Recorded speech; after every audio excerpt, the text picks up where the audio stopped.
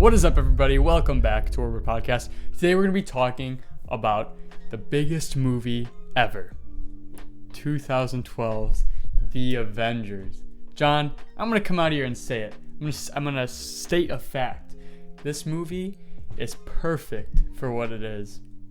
You know what I mean? 100%. This movie, at the time it was made, with the movies that came before it, at the time in the world it was at, this movie is the best version it can be. Yeah, I think it fits the era very well as well, you know? Yeah, and it was, I saw this movie like a couple of years ago recently, but like, I don't know. This felt like the first time. That was your first time seeing it, Joe? No. But this time watching it, I felt like I was watching it for the first time in my life. Yeah, no, you know what it was like? It was like my first time masturbating when I watched this. That's crazy. But this is the very beginning of the video, and this is what you open with. Yeah, I mean, am I wrong? Yes, a little bit. This is better. This is better. No, but like, man, I don't know. I don't know what I was expecting. I think I was underwhelmed when I watched it like a couple of years back. But for some reason, bro, it had me cheesing when it was, making its sort of corny jokes, but like they work. They're actually like pretty funny. The one-liners, they're good. The characters are all like perfectly characterized. And that's the first thing I want to talk about, John. Because this movie perfectly represents what modern MCU is lacking. The characters are absolutely incredible.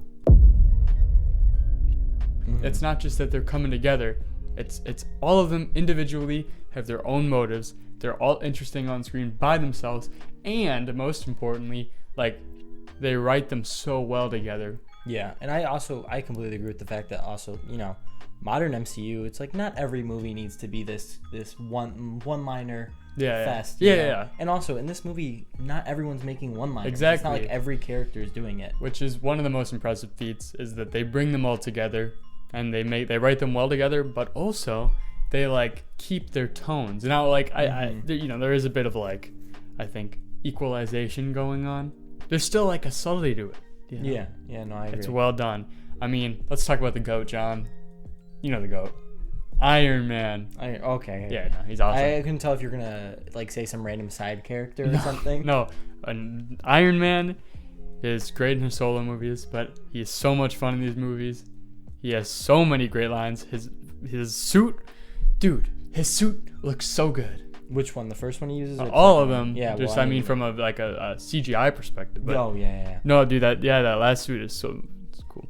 Like the only thing that I really would say, the only change in my mind is maybe if they spent like some more time, like establishing some people or like on the ground stakes. Like in Spider-Man, like Spider-Man 2, in Spider-Man 3, the original Spider-Man, you get like a vibe of the city more. It's not like they're in New York, but it feels like New York's like lived in. Yeah. Like the train scene, the end of Spider-Man, the end of Spider-Man 1 and 3 have that, like, they're rallying with him. It's cool. I think that, like, Black Widow and Hawkeye are pretty well done, but obviously there's a reason why for years they were, like, the brunt of the joke, especially Hawkeye. And I think what they could have done to maybe change that is instead of, like, having them fight the big aliens in the big ship, like our actual like super powered people, have them like save people on the ground. That's the only thing I think I would change, because it's more in line with what they do, because I think it was though cool to see the firefighters and the cops getting involved saving people too. I forgot. Yeah, I mean that's all good, and like it just there's people running around in the background constantly, and debris falling, and you see inside the buildings. It's all. I also do really cool. Like at the end where all the like New Yorkers are on the interviews. Yeah. So they do a pretty good job. I just wish that I don't know. There's just sometimes where it's like Thor's fighting these guys one-on-one, and then there's also like Hawkeye, and it's like there's an imbalance there. Yeah, I will say that I feel like the power scaling in this movie was a little weird. Yeah. But there's still good like cool moments. Yeah. So then you got Captain America too, and like look, Iron Man's the GOAT. This is facts, but he was a lot more entertaining than I thought it would be. Kind of the same feeling I had watching First Avenger. I was like, he's pretty good. He's got like a couple good lines, and he's stoic, and then it's Captain America, man. I like him more now. I was not a Cap fan when I was a rebellious teenager. Yeah, I would agree. Thor, awesome. Again, your same thing. Like I think they write him really well coming off like where he'd be in Thor. His relationship with Loki is cool. But I think the standout for me might have been, I mean, I knew I love Iron Man, but the Hulk. Maybe it's because of what I see him as now, but like, you know, you're coming in, you're in a recast right here, you know, but when the Hulk comes out, you know, and he's like, you know, my secret Cap, like, it's so like ingrained in my head that like I didn't realize how epic that moment was. I got chills. It's so cool. You know, Hulk looks incredible. Yeah. The CGI is incredible. I would say I felt like he was a little bit small in this movie, like a little short, but I don't know. I kind of like that. Like when they're hovering over Iron Man's body, I just really liked how like the scale there and like how he kind of was like resting like an ape does, where like they have their like. Yeah, I just mean it's just like also from going back from Incredible Hulk. I think I like that design more than this design. Really? This is my favorite Hulk design. I don't know. I think I like that one more because I feel like he feels more so like a monster in that. True, but I mean, they do still play with that. That's what I like. You know, this is they mentioned the bullet thing, which you don't actually see in the Incredible Hulk, and like Mark Ruffalo does it like really well in this movie. That's like balance of like calm and anger. And what's cool is like knowing that line, like the reveal, or you know, they keep setting it up like, what's your secret? He does play that real well. Like he always looks like he's a little bit like pissed off and like ready to. And then they also make him feel like a monster when they weaponize him against the rest of the group. And it's all, I think the Hulk just stood out to me, maybe because I wasn't expecting to like him as much as I did. But like I knew I'd love Iron Man, and I knew I'd enjoy Cap and Thor. And, you know, Black Widow and Hawkeye are there, and like But Hulk, man, loved him. This is a good transition into the side characters too, because Phil Coulson, the push. Yes, that is such a great moment. I mean, his death, sad. It didn't really hit me until like right when it happened. I'm like, really like Phil Coulson. Yeah, he was technically alive for a little bit, but not actually. I don't see like. I don't think of it. I've never seen Agents of S.H.I.E.L.D. So. Well, I mean, no, he was alive, but you know, originally that was canon. I don't think it's canon anymore or whatever. But anyways, he's just like really likable, and Nick Fury. I mean, man, that's cold. The way he manipulated the cards. Oh, and the worst part is there's blood on them, which means he had to like put that on there. Phil Coulson just works as this like really good anchor and this like kind of light. And S.H.I.E.L.D., they're cool, and it's really cool with the context of Winter Soldier. You know, you see some people who are Hydra agents. And Nick Fury obviously is kind of the center of this. He opens the movie. He like puts the stakes in, and you got that dynamic with like this board of directors that builds up the finale, which we'll talk about in a little bit. I forget how cool the helicarriers are, though. Yeah, they're sick. Miss them. Miss them. And then I also completely kind of like shut out. They do a really good job incorporating the side characters here. Like Pepper Potts is really well thrown in here. Eric Selvig is really well. They even throw the mention of Jane in there on the screen. Yeah, and they also give Black Widow and Hawkeye a little lore there too. Yeah. You know? I mean, they do.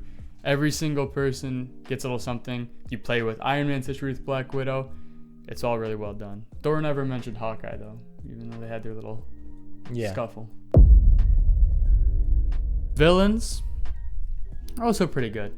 Well, I mean, Loki, you know, I liked Loki, but I didn't like love Loki until his show.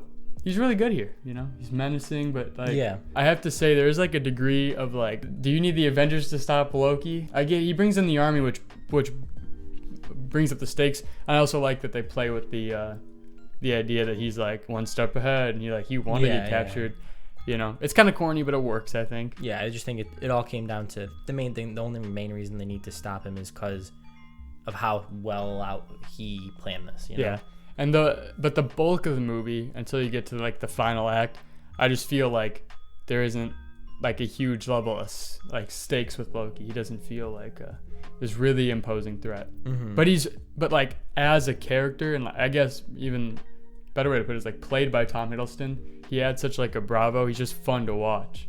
Yeah. I also think I don't feel threatened by him necessarily, but I also do think he's the perfect villain to unite the Avengers. You know, it's like he's not too over the top, he's not too menacing, but he's exactly what they need. But yeah, I mean, now that I think about it, I guess he might not be like menace, like he doesn't give me a feeling of like grief like when we were sitting watching Infinity War and you're like actually feeling like dread, but you never know what his next step is, which is I guess really what makes him interesting, because once they start revealing that he seems to be a step ahead, and the scene when they're all like infighting and then they all realize, I mean, that's really well done. And then of course the end's pretty good, but yeah, I mean, like there's not like a big fight scene with Loki. Iron Man gets thrown in the window and Thor's little like scruffle, and then Hulk just smashes him. His little ragdoll moment. So like, you know, they don't all need to team up to stop Loki himself. It's like the threat that he brings. But still really well done. Obviously the Thanos tease at the end, iconic.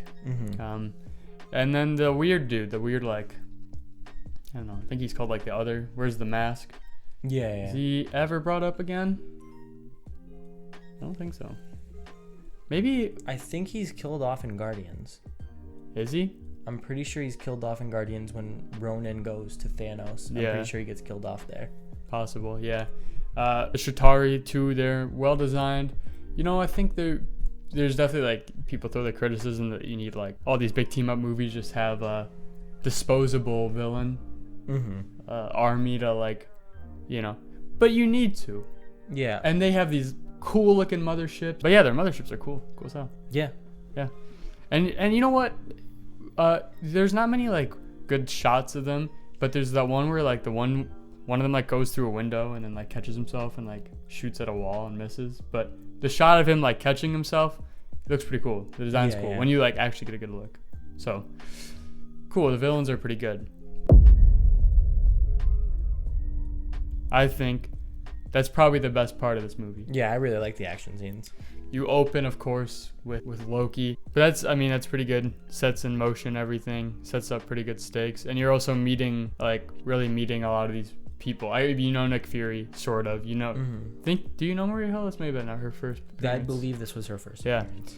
And then obviously Coulson. And so you get an idea. I like that they set up this corruption in Hydra. And Nick Fury has his little arc that he goes through where he realizes that it's not good what they're doing. So really good action. Then they go straight for it, John, don't they? They hit you with that Avengers title card, and then they hit you with that Black Widow scene. And they're just roping the audience in. They know what they're doing. They know exactly what they're doing. I remember even 10-year-old me in the theater being... They know their audience. Being hypnotized. They know their audience. But, you know, it does a good job at, like, setting her up because you know sort of what she does in... She kicks their asses, too. She's like, okay, I'll start trying now. Right, yeah. She's cool. Yeah, she's like everyone when they're playing a video game, they're like, I start trying now, except she actually does it, you know? Yeah. I would let her beat me up. Yeah, probably, yeah. I'd definitely be in that room like, no. Like, I'd like free her for sure. And then you get the Germany scene where Loki takes that guy's eyeball and whatever. Oh, yeah. Love that scene. Absolutely adore it. You get Captain America and Iron Man meeting for the first time. You can tell from the get-go they're going to be best buds. No, but like, dude, it's just so sick. No, they just are. They're the couple that's always like arguing, but like it's like their way of flirting. Yeah. We all know what they're getting at. Yeah. I love the Hitler reference. Oh yeah, where he's like, He's like, I've people like you. Yeah. And then Captain America comes down, and you know, the red, white, and blue, baby. You know. Yeah, and they straight up just like last time I was in Germany. Yeah, and they have a pretty good scuffle, you know. He's not holding his own super well, but we have the GOAT to come and save him. Iron Man shows up. You got that rock music. You got the chills, John. That's what I got. Of course. He shows up, and you know he can actually hold his own pretty well. Well, he does. They take him down. Yeah. That's why I would say the power scaling is say a little strange in this movie, but because you got 3 useless heroes, Captain America being included. But he leads the team, so I guess you sort of got to use. Got 2 useless heroes. But I think that the crown jewel of this movie is the forest scene, because it's such a cool like way that their powers interact. They actually have fun with how these powers work. You know, Thor powers up Iron Man's suit. Who would have thought? You got Captain America and Thor's hammer. They call back to that at points. They call back to all of this at points throughout the whole entire series. After this, they were called like the big three of the Avengers. Right. That was a whole thing going forward and everything. That's also why there's so many callbacks to it. Yeah. Even from this moment, everyone loved that scene. And the jokes are great. I mean, it's just like, I think it's perfectly crafted. Although it does bring up one of my criticisms, which is this movie kind of looks like it's shot like a TV show at some points. Like it's really flat. Yeah. Lighting, which Age of Ultron, as far as I remember, is actually like really well shot in comparison, like color graded and stuff. And then you got a lot of this movie, the bulk of the movie that like I didn't know how well it was gonna work, but it works super well, which is once they capture Loki officially and they bring Thor to the helicarrier and everything, it's awesome because you're getting to see all the heroes interact. Bruce and Tony and their first interactions, the Cap and Tony sort of kind of beef. How Thor's coming into this with his Asgardian thing and his relationship with Loki. What Black Widow's doing. Yeah. It's just the most like surprisingly entertaining part of this movie. Right when everything starts going down and he starts escaping again, I checked and I'm like, that was the quickest like hour and a half of my life. Yeah. Flies by. Also, one of the most underrated friendships though, Bruce and Tony. Yeah, 100%. 100%, yeah. Yeah, no, they're awesome, and this is where it starts. And then the breakout, you realize everything. You realize he planned it all. And I really like this scene because you get Hulk being scary for, well, not the last time in the MCU. I guess there are a couple more. But, yeah, I mean, it's really one of the big, like, Hulk's a villain things. And it's cool, and you get to see, like, Hulk versus Thor was a really fun fight. And, like, Cap and Tony working together. So, just seeing like all these heroes interact now that they've like met each other, and I think that's what makes this movie special, is that like it wasn't just like put them in a movie.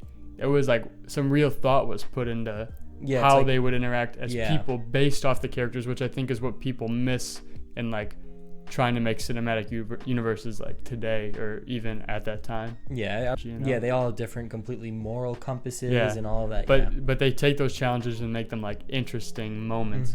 And then the entire Battle of New York is like top tier third act. Yeah. Because you have like 3 acts within it. You have like everyone realizing what's going on, the invasion of Chitauri, like the scale. I mean, it's all shot on IMAX, so it all looks really beautiful. Yeah. New York looks incredible in this movie. Stark Tower is iconic. Should be the Avengers Tower till the day we die, but unfortunately... Now it's just some gray compound. Yeah, ugly-ass compound. And you're like, everyone's getting to lay the land. Tony's cracking jokes. The whole taking down the mothership.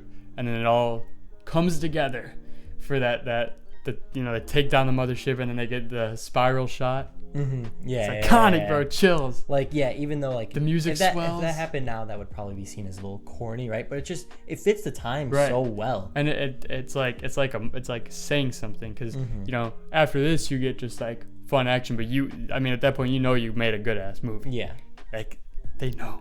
And then Tony's sacrifice, the guy who's not. Yes, well that's what I think is like the most genius writing decision of this, is that is like you could have just ended it, they take down Chitauri or whatever, but the idea that like the government then like launches a nuke and they have to take down not the alien race, but they have to like stop our government from like nuking New York, I think was such a creative decision, such a good decision, and then it leads to like one of Tony's best character moments. So which is honestly that character moment like they build on. That's one of my favorite aspects of Tony, is like how scared he is for like the future. Like, and that starts. And they write in the future. They write around this so well, but you don't really realize how like monumental this is going to be in like his change of character. So because it works well to pay off the moment, the argument they have, which is like further paid off at the very end of the series. But in this movie it sort of pays that off, but it also,